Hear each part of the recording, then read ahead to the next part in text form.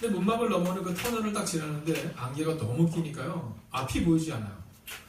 근데 터널에서는 제가 시속 100km 쫙 달렸거든요. 근데 딱 나가는데 갑자기 안개가 낀 거예요. 그래서 제가 급하게 브레이크를 밟으면서 이제 비상등을 딱 킨 겁니다.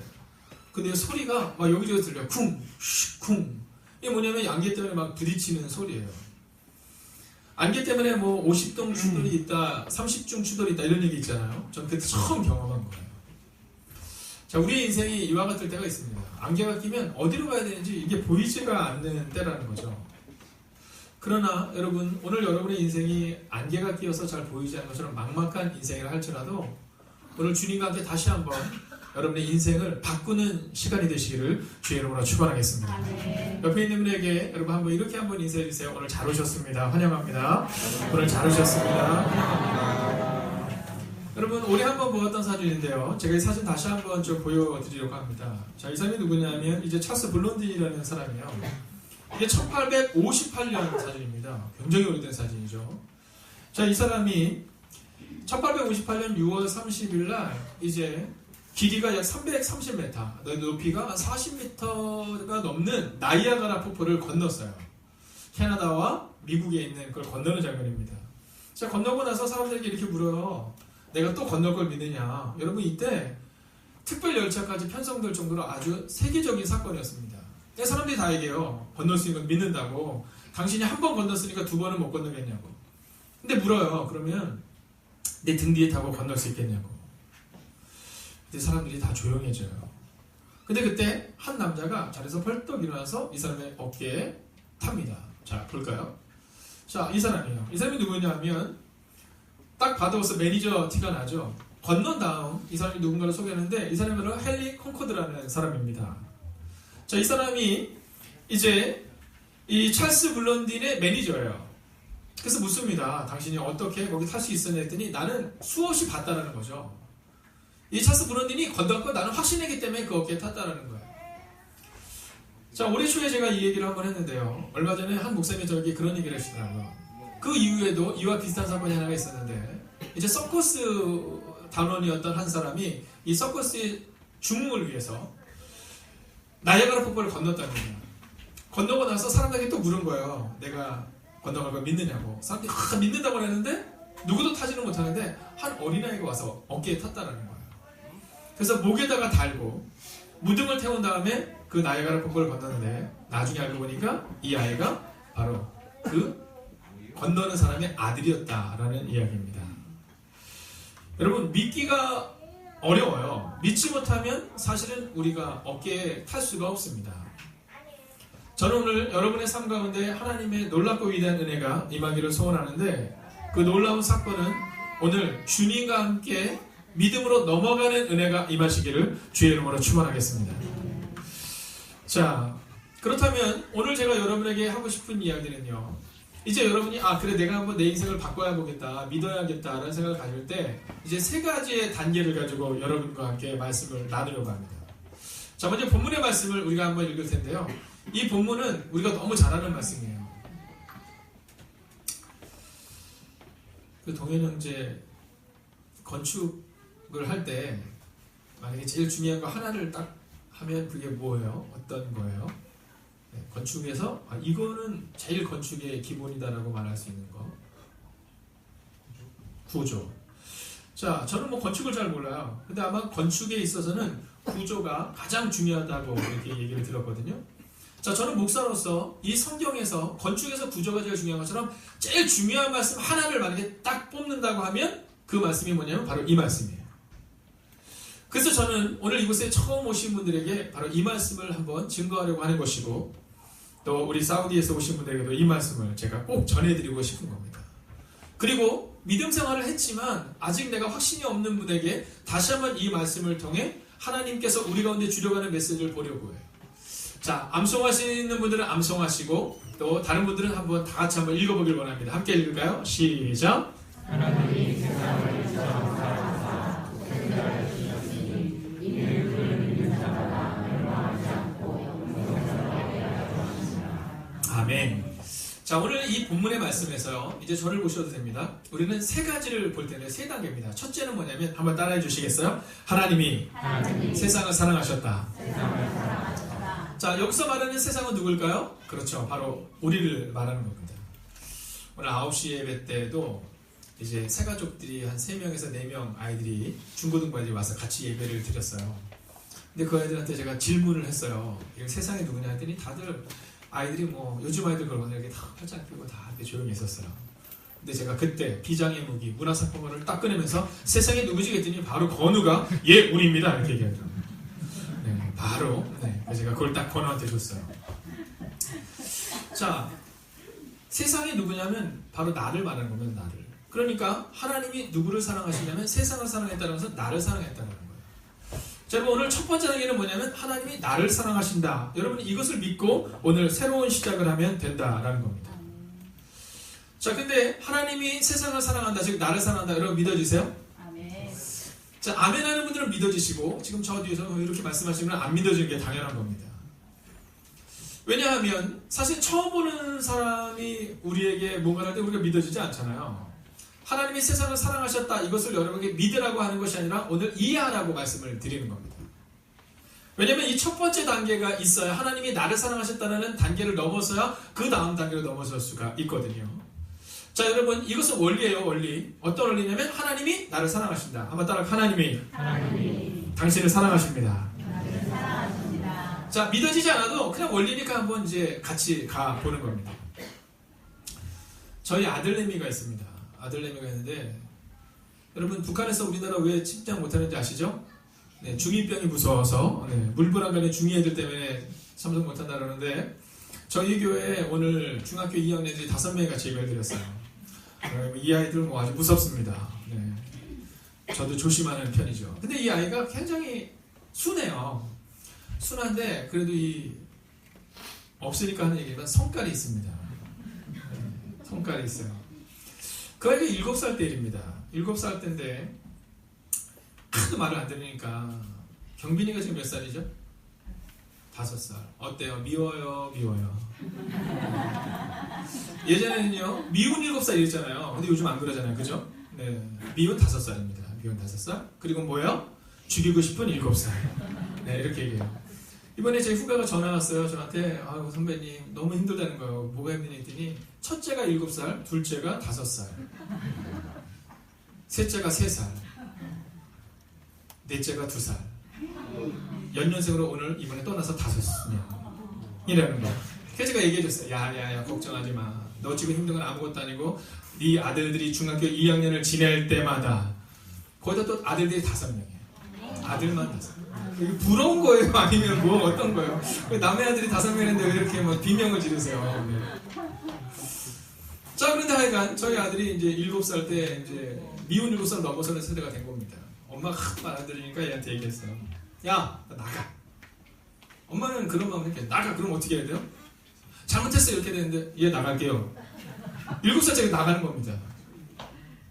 저희 딸이 있어요. 딸이 걔 뒤로 탁 잡으면서 얘기했어요. 주민아 너 왜 그래? 너 나가면 어떡하려고? 너 나가서 어떻게 살으려고? 그랬더니 드라마에서 봤겠죠. 손을 탁 뿌리치면서 그러더래요. 누나가 왜 내 인생의 간섭이야? 네, 그리고는 그냥 나가버렸다는 거예요. 그래서 저녁에 제가 들어와서 물었습니다. 야, 주민아 어떻게 하려고 나갔니? 그랬더니 아빠한테 가면 되겠다 생각했대요. 교회로 가면. 근데 막상 나와보니까 교회로 가는 방법을 모르겠대요.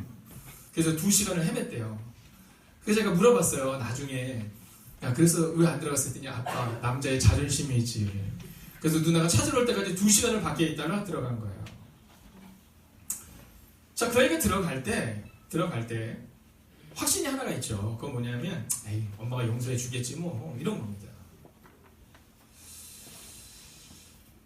정수 예쁘죠? 정수의 엄마 딸인 거 알아? 믿어? 확실해? 혹시 그거 받아봤어? 안 받아도 알 것 같아요. 내가 봐도 안 봐도 나을 것 같아. 자, 이런 겁니다, 여러분. 우리 마음 가운데 하나님이 나를 사랑하신다? 잘 모르겠지만 딸이 엄마가 내 엄마를 아는 것처럼 어느 때가 되면 하나님이 내 아버지가 되신다는 것을 믿게 되는 때가 온다는 거예요. 그래서 오늘은 첫 번째로는 어떤 확신을 가지고 가냐면 하나님이 나를 사랑하신다. 먼저 이 확신을 첫 번째로 가지고 그리고 살아가면 된다라는 겁니다. 혹시 오늘 여러분 가운데 외로운 분이 계실 수 있어요. 혹은 너무 막막한 분이 계실 수 있습니다. 여러분 기억하세요. 하나님이 여러분을 사랑하시기 때문에 여러분을 결코 혼자 두지 않으십니다. 성경은 뭐라고 말하면 내가 너를 고와 같이 버려두지 않겠다 이렇게 말해요. 목사님 저도 종종 외로울 때가 있습니다. 종종 어려울 때가 있죠. 종종 막막할 때가 있습니다. 그러나 그때마다 이 말씀을 기억해요. 하나님이 나를 사랑하시니까 하나님이 나를 책임져주시겠지. 이 첫 번째 단계, 하나님이 여러분을 사랑하심을 여러분 받아들여 주시기를 주의 이름으로 부탁드리겠습니다. 자, 두 번째는 뭐냐면요, 하나님이 사랑하기 때문에 두 번째 독생자를 주셨다는 겁니다. 함께 따라가요. 독생자를 주셨다. 자, 여러분, 이 독생자를 주셨다, 이게 두 번째 단계인데 이게 참 중요합니다. 하나님이 나를 사랑했기 때문에 누굴 주냐면 독생자를 주셨다는 거예요. 독생자. 이 독생자가 뭐예요? 외동아들을 말하는 겁니다. 외동아들. 그렇죠? 자, 아마 강선희 권사님이 지금 우리 외동아들을 어떻게 키웠는지 제가 얘기만 들어봐도 알 것 같아요. 이 외동아들을. 여러분, 다른 것은 다 양보할 수 있지만 줄 수 없는 게 한 가지 있잖아요. 그게 바로 우리 아이 아니겠습니까? 제가 오늘 오전 예배 때도 얘기했지만 아이가 둘 있는 집이 어디 있어요? 그렇지. 이 집은 저 아들이 둘 있죠. 이분은 외동아들이고 이제 아들과 딸이 있어요. 자, 어느 날 우리 김준호 집사님이, 김준호 집사님이랑 저랑 또 우리 석권 집사님이랑 이제 어디 여행을 딱 가는데 비행기가 이제 사막 한가운데 추락했다고 칩시다. 그래서 예은이랑 예담이를 잃어버렸어요. 아들과 딸이 있는데. 근데 길을 가다가 드디어 사랑하는 예은을 딱 찾은 겁니다. 자, 둘째를 잃어버렸는데 아무리 찾아도 찾을 수가 없는 거예요. 자, 근데 그 아빠가 만약 이렇게 얘기한다고 하세요. 목사님 됐어요. 이제 갑시다. 예은이 찾았는데요, 뭐. 둘 중에 하나라도 잘 키우면 되지. 여러분, 이런 일이 있을 수 없죠. 아마 모르긴 해도 그 아이를 찾을 때까지 찾을 겁니다. 제가 얼마 전에 아는 목사님과 함께 가다가 휴게소에서 한 분을 만났어요. 근데 그 목사님이 그러셨어요. 목사님, 저분을 제가 잘 압니다. 그러시더라고요. 그래서 어떻게 아세요? 그랬더니 저분을 제가 지금 18년째 만나는 분입니다. 이렇게 얘기하더라고요. 그래서 인사를 해요. 인사를 이렇게 합니다. 그래서 저도 인사를 이렇게 쭉 했습니다. 제가 어떤 분이냐고 이렇게 물어봤더니 저한테 전단지를 하나 줘요. 전단지를. 근데 그 전단지가 뭐냐면 지금부터 18년 전에 잃어버린 딸의 사진이에요. 그때가 아마 7살 정도로 이렇게 보여져요. 20대 중반이라더라고요, 지금은. 그래서 그 사진에 어렸을 때 7살 때의 사진과 지금 약 청년이 됐을 때의 사진이 두 몽타주를 이렇게 해놔가지고 저한테 이제 주는 거예요. 그래서 그 목사님이 둘이 이제 대화를 한 겁니다. 그 목사님이 그 아버님께 아버지 건강 잘 챙기세요. 그래서 그 목사님이 그 딸을 잃어버린 그분에게 물었어요. 언제까지 찾아다니실 거예요? 근데 그분이 뭐라고 했잖아요. 그분이 이렇게 했어요. 둘 중에 하나겠죠. 내가 늙어서 죽든가 아니면 딸을 찾든가. 그 얘기는 뭐냐면 내 딸을 찾기까지는 나는 절대로 포기하지 않겠다는 얘기예요. 제가 그 얘기를 듣고 서울로 올라오는데 내내 제 마음에 너무 무거웠어요. 그리고 기도했어요. 하나님, 저 딸을 찾을 수 있는 은혜를 주세요. 여러분, 자식이란 그런 거잖아요. 그런데 하나님이 자신의 아들을 우리를 위해서 주셨다는 겁니다. 이게 바로 두 번째 단계입니다. 여러분, 다 포기할 수 있지만 사실 자녀는 포기하기 어렵거든요. 근데 우리를 위해서 그 자녀를 주셨다. 바로 이것이 오늘 성경이 우리 가운데 이야기하는 두 번째 단계다라는 겁니다. 여러분, 그러면 왜 이 예수님을 주셨을까요? 아마 여러분들 가운데서는 불교에서 오신 분들도 있으실 거고, 뭐 유교나 또는 다른 종교를 가지고 계신 분들도 계실 겁니다. 저희 기독교에는 김성화 목사님이라는 목사님이 계세요. 이분이 원래는 스님이었습니다. 스님. 김성화 스님이셨는데요. 이분이 경북대 수학과를 졸업하시고 학교 교사를 하셨어요. 학교 교사를 하고 계시다가 그러다가 이제 이 불교에 막 심취해가지고 데모를 하다가 이제 감옥에 가게 된 겁니다. 근데 거기를 가서 이제 워낙 불심이 깊으니까 늘 불교 책을 보는 겁니다. 근데 그 불교 책을 보는데 어느 날 이분에게 어떤 일이 있었냐면 불교 책을 갖다 달라는데 그날따라 불교에 대한 이 경전들이 다 나간 거예요. 그래서 그 간수가 툭 던져준 책이 뭐냐면 신약성경이었어요. 신약성경. 근데 그 신약성경을 딱 받았는데 그 신약성경에 보면 이런 내용이 나옵니다. 어느 날 예수님이 길을 쭉 가시는 거예요. 어느 날 예수님이 길을 쭉 가시는데 근데 거기에서 누구를 만납니까? 누구를 만나냐면 장례 행렬을 만나요. 장례 행렬을 만났는데 어떤 장례 행렬이었냐면 아이를 잃은 엄마의 장례 행렬이었어요. 여러분 상상해 보세요. 아이를 잃은 엄마가 어떤 마음이었을까? 그 장례 행렬을 딱 만나는데 예수님이 길을 가다가 길을 멈추세요. 그리고는 그 나인성에 있는 그 아이의 엄마, 장례를 치는 엄마를 향해서 이렇게 길을 막으실 때 뭐라 하시냐면 그 아이를 이렇게 기도해 주십니다. 그리고는 그 아이가 살아나는 그 장면이 요한복음에 기록되어 있어요. 근데 김성화 스님이 그 읽었던 그 경전 중에 어떤 내용이냐면 이제 구시라성이라는 성이 있습니다. 이 성에서 이제 석가모니께서 이렇게 길을 쭉 가시는데 구시라성에서 한 사람이 석가모니를 찾아온 거예요. 한 여인이 뭐라고 했냐면 석가모니 선생님 우리 아이가 죽었습니다. 이 아이를 살릴 방법이 없겠습니까? 이렇게 물어봐요. 그랬더니 석가모니께서 뭐라고 말씀하시냐면 그 어머니에게 이렇게 얘기합니다. 빨리 내려가서 이 구시라 성으로 내려가라. 그리고 내려가서 해가 지기 전까지 아직 죽음을 보지 않은 아무도 죽음을 보지 않은 집에 쌀을 가져다가 밥을 빨리 해라. 그리고 그 밥을 그 아이에게 먹이면 이 아이가 살아날 거다. 이렇게 얘기를 해줘요. 이 어머니가 희망을 가지고 내려갑니다. 구시라 성을 다 돌아요. 온 성을 다 돕니다. 근데 온 성을 다 도는데 저녁에 석가모니가 와서 이렇게 말해요. 선생님, 제가 온 성을 돌아다녀 보였지만 아직 죽음을 보지 않은 가정은 한 가정도 없었습니다. 그때 석가모니께서 이렇게 말해요. 그래, 그와 같이 누구도 죽음은 거스를 수 없다. 사람은 태어나면 죽는다. 이렇게 얘기했다는 거죠. 근데 요한복음에 나와 있는 그 말씀, 예수님을 만나면 살아난다는 그 말씀을 듣고 그리고 예수님의 마음 가운데 새로운 변화를 준다는 그 이야기를 듣고 이 김성화 스님이 그때 회심합니다. 그리고 그분이 지금은 목사님이 되셨어요. 여러분, 하나님이 세상을 이처럼 살아나서 독생자, 즉 예수님을 우리 가운데 주신 이유는요, 우리에게 새로운 생명을 주시기 위함이다 라는 겁니다. 여러분, 그렇다면 이제 마지막 세 번째 단계로 넘어가야죠. 첫 번째, 하나님이 세상을 이처럼 사랑하사 예수님을 우리 가운데 주셨다. 그러면 세 번째 단계, 그러면 어떻게 하면 영생을 얻느냐라는 겁니다. 함께 따라할까? 믿으면 됩니다. 할렐루야. 여러분, 오늘 우리의 마음 가운데 단순한 거예요. 첫째는 하나님이 나를 사랑하셔서 예수님을 주셨고 그 예수님이 나를 위해서 죽으시고 부활하셨다는 사실을 믿으면 멸망하지 않고 영생을 얻는다 라고 오늘 성경은 우리 가운데 말하고 있다는 거예요. 여러분, 제가 알고 있는 또 여러분을 전도한 여러분의 동료들이 알고 있는 예수님은요, 약속을 지키시는 분이세요.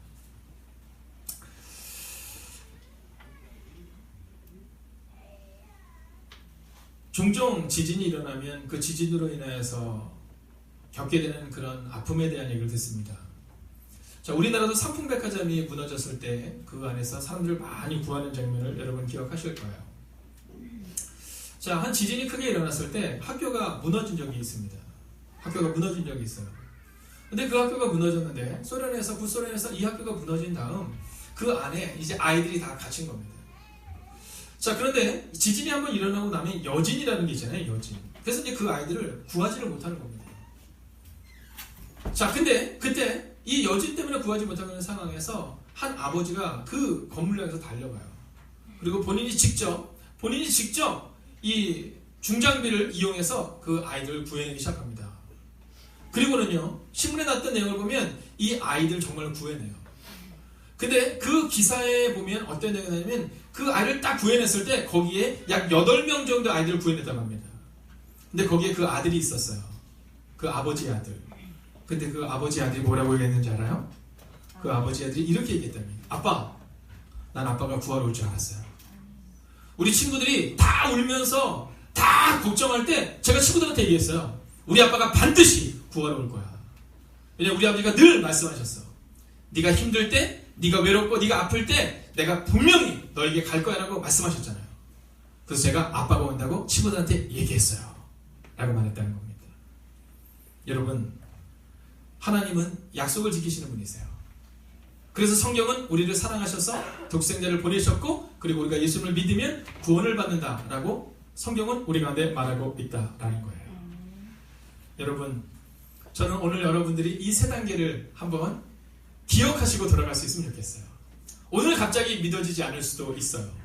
그러나 어떤 분에게는 오늘 갑자기 그 말씀이 믿어질 수 있어요. 첫째, 하나님이 나를 사랑하셨다. 두 번째, 그래서 자신의 아들 독생자 예수를 보내셨다. 세 번째, 믿기만 하면 구원을 얻는다.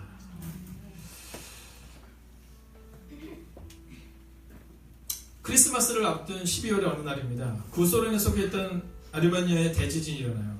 그 아르메니아 대지진을 해서 몇 명이 죽냐면 5만 5천 명이 죽게 되는 참사가 일어나게 됩니다. 근데 그때 9층짜리 아파트에서 아파트가 무너지면서 이제 엄마와 딸이 거기에 깔리게 돼요. 근데 딱 깔렸는데 이렇게 삼각형, 이걸 뭐라 그래요? 네, 그 삼각형 안에 이제 엄마와 딸이 딱 끼게 된 거예요. 근데 3일쯤 지나니까 이 딸이 엄마에게 이렇게 얘기합니다. 이 가이안이라는 아이였는데요. 가이안이라는 아이가 엄마 스잔나에게 이렇게, 엄마, 나 목이 말라서 너무 힘들어요. 목이 말라요. 그리고 점점 이 가이안이의 소리가 점점 줄어들기 시작해요. 3일째 되는 날 이 엄마가 생각해요. 어렸을 때 봤던 TV가 생각이 난 겁니다. 구조 당하기 전에 목이 말라서 죽어갈 때 그 사람들이 서로의 피를 내서 그걸로 목을 죽이면서 생존했던 게 생각이 나는 거예요. 그래서 엄마 스잔나가 주변을 찾습니다. 그리고요 유리 조각을 찾아요. 유리 조각으로 손을 댑니다. 그리고 아이가 울 때마다 목이 말라서 못 견딘다고 할 때마다 그 피를 그 아이에게 줘요. 여러분 그렇게 14일 자그마치 2주를 버팁니다. 그리고 그 아이랑 그 엄마가 구조돼요. 여러분 구조된 다음에 의사들이 그렇게 말합니다. 어른들은 버틸 수 있었지만 이 아이는 버틸 수 없었을 텐데 어떻게 14일을 아무것도 먹지 않는다고 버틸 수 있었을까? 아무것도 마시지 않고. 네, 그 아이는 그 엄마의 피를 먹고 살아날 수 있었다라는 거예요. 여러분 예수님께서 오셔서요 우리를 위해서 십자가에서 죽으셨거든요. 피 흘려 죽으셨는데 그리고는 약속하셨어요. 누구든지 나를 믿으면 너희가 구원을 얻고 영생을 얻는다라고 말합니다. 여러분 제가 이렇게 예수행국 축제를 1년에 한 차례씩 하거든요. 그때마다 빼놓지 않고 하는 이야기가 있습니다. 또 장례식장에 가서도 꼭 빼놓지 않고 하는 이야기가 하나가 있어요. 제가 지금부터 한 20년은 좀 안 된 것 같은데요. 그때 중고등부 아이들 데리고 미국을 간 적이 있습니다. 미국 가서 여러 좋은 상황들을 많이 겪었고 또 그런 많은 것들을 보았어요. 근데 그 중에서 가장 잊혀지지 않는 이야기 하나가 있습니다. 그것은 거기에 있었던 아이들 중에 그곳에 있었던 만났던 청년 중에 의대에 다니는 친구에게 들었던 얘기였었어요. 그런 얘기 하더라고요. 임신을 하게 되잖아요. 엄마들이 임신을 하게 되면 엄마의 뱃속에 있는 이 아이가 과연 어떤 생각과 어떤 감정을 가질까가 이제 의사들이 궁금했답니다. 그래서 의사와 과학자들이 이제 함께 연구를 했대요. 엄마의 뱃속에 있는 아이는 과연 어떤 감정을 가지고 살아갈까? 근데 여러분 신기하게도요. 엄마가 막 불안하잖아요. 그 뱃속에 있는 아이도 불안한 뇌파를 가진답니다. 근데 재밌는 건 뭐냐면요. 여러분 임신하셨거나 임신하실 여러분에게 부탁드립니다. 여러분 임신하시면 술을 드시면 안 돼요. 왜냐하면 엄마가 술을 먹고 기분이 알딸딸 하잖아요. 그럼 뱃속에 있는 아이도 그 알딸딸한 뇌파를 보낸답니다. 네, 엄마 뱃속에는 똑같이 엄마랑 거의 흡사하게 느낀다는 거죠. 근데 이 아이가 가장 두려워할 때가 언제일까? 자, 엄마 뱃속에 있는 얘가 가장 두려워할 때가 언제일까라는 거예요. 여러분 연구를 해보니까 이 아이가 굉장히 두려워하는 때가 있거든요. 그때는 바로 엄마의 뱃속에서 나오는 때랍니다. 제가 이번에 과학책을 보면서 느꼈던 건데요. 저희 아들이 얘기해 준 거거든요. 엄마들이 아기 낳을 때 쉬워요? 어려워요? 어렵죠. 근데 아이는 엄마보다 3배로 어렵답니다. 네, 저 처음 알았어요. 네, 정수는 3배로 어려웠대요. 여러분 아기가 태어날 때 엄마가 엄청 힘들잖아요. 근데 아이는요 3배의 고통을 느낀답니다. 엄마가 느끼는 고통보다 3배를. 근데 그 이유 중에 하나는요, 여러 가지 이유가 있지만 그 중에 하나는요, 엄마의 뱃속에서 나오는 그 순간 내가 죽는다라고 생각한다는 거예요. 나는 끝났다. 여러분 한번 생각해 보세요. 엄마의 뱃속과 우리가 살고 있는 이 땅은요 상상도 없을 정도로 차이가 큽니다. 근데 엄마의 뱃속에서 9개월을 살아갈 때 이 아이의 마음에는요, 엄마의 뱃속이 온 우주고요, 엄마의 뱃속이 온 세계인 거예요. 근데 엄마의 뱃속에서 딱 나오는 그 순간 나는 끝났구나, 나는 죽는구나. 즉 사람들이 죽음 앞에 공포의 뇌파가 거의 흡사합니다. 그래서 그때 그렇게 결론을 내렸대요. 사후세계는 분명히 있을 것이다. 우리가 가보지는 못했지만 아이가 엄마의 뱃속에서 나올 때 나는 끝났다고 생각하지만 더 넓은 세상이 있는 것처럼 어쩌면 우리도 죽고 나면 더 넓은 세상이 있을 것이다. 그렇게 과학자의 관점에서 볼 때 사후세계는 있다라는 논문을 발표한 적이 있다는 거예요. 사랑하신 여러분, 저는 죽음 이후에 천국을 가본 적은 한 번도 없습니다. 지옥도 가본 적도 없어요. 잘 알지 못합니다. 그러나 성경이 우리 가운데 말하는 분명한 사실이 한 가지 있습니다. 그것은 죽음 이후에는 심판이 있고, 그리고 죽음 이후에는 영생을 얻는 그 놀라운 은혜가 우리 가운데 있다는 믿음입니다. 여러분, 혹시 오늘 이 말씀을 듣고 아직 믿어지지 않는 분들이 많이 계실 거예요. 어떻게? 듣자마자 믿어지겠습니까? 그러나 오늘 이해하고 돌아가셨으면 좋겠어요. 하나님이 나를 사랑하신다. 나를 혼자 두지 않으실 거다. 두 번째, 예수님을 이 땅에 보내셨다. 세 번째, 그래서 내가 그 예수님을 믿게 하면 구원을 얻는다라는 거죠. 여러분, 오늘 여러분들과 함께 제가 말씀을 마치기 전에 찬양 한 곡 부르려고 하거든요. 이 찬양이 어떤 곡이냐면 저희 교회에 이제 오신 지 아직 1년이 채 안 되신 우리 김은숙 성도님이라는 분이 계세요. 근데 이 성도님과 제가 어디를 가는 때가 있었는데 그때 이 찬양을 부르시더라고요. 그래서 고단한 인생길을 살아가지만, 힘겨운 오늘을 살아가지만 예수님이 내 마음 아시지라는 그 믿음의 고백을 같이 나누는데 얼마나 은혜가 된지 몰라요. 혹시 오늘 여러분의 삶 가운데 혼자 있는 것 같고 여러분 이길 수 없는 삶을 살아가는 것처럼 여겨지는 분이 있다면 오늘 이 말씀을 기억하세요. 오늘 예수님이 이제 여러분의 마음을 붙드실 겁니다. 여러분이 마음을 열어서 예수님을 영접하기를 원한다면 오늘 예수님이 여러분의 마음에 들어가셔서 여러분을 변화시키시고 여러분의 가정을 바꾸실 거예요. 여러분 함께 이 찬송 한번 불러볼까요?